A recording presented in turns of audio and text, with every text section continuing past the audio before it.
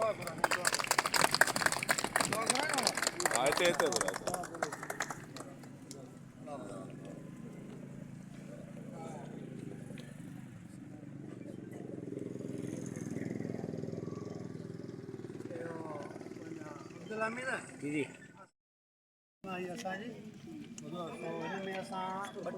Foot मस्जिद park लाइ ॾिनी आहे साईं अब्दुल रशीद कोलाची खे जेको हिन मस्जिद जो बुनियादु विझंदो इंशाअल्लाह ख़ैर कंदो। स्कीम के मुताबिक थोड़ो बुधाइजो न केतिरा स्क्वायर फुट जा केतिरा प्लाट न या अॻु कीअं आहे पुठ तक़रीबन के आॾो सीतारोड 3000 फुट आहिनि ऐं पंहिंजो ٿلھو रोड बि 3000 फुट आहिनि ऐं हिन खां पोयां सभु कारनर प्लाट आहिनि जेके बि आहिनि टोटल ऑल ओवर कारनर प्लाट आहिनि ऐं असां अलहमदिल्ला जेकी बि आहे हिते स्कीम उनखे रोड ऐं नाली 20 फुट जी उनखां प्लस में असां कंहिंखे बि माना जेकी बि संगत जेके बि वठंदा उनखे बंगले टाइप ॾींदासीं ऐं उनखे माना सिकिनी मुताबिक़ जेका दस्तावेज़ में हूंदी उन मुताबिक़ असां उन्हनि खे ॾींदासीं त 2 फुट मथे कयो या 1.5 फुट मथे कयो उनखां वधीक न ऐं को बि गली में माना को गटर या ॾाको ॾठंदो माना जेके बाबा मां हूंदी उनखे सहूलियत ॾींदी इंशाअल्लाह। किस्तुनि जो कीअं आहे सिलसिलो? किस्तुनि जो हाली डिसाइड न कयो आहे बसि जेको जीअं ईंदो अलहमदिल्ला उनखे ॾींदासीं सहूलियत कंदासीं जेका थी असां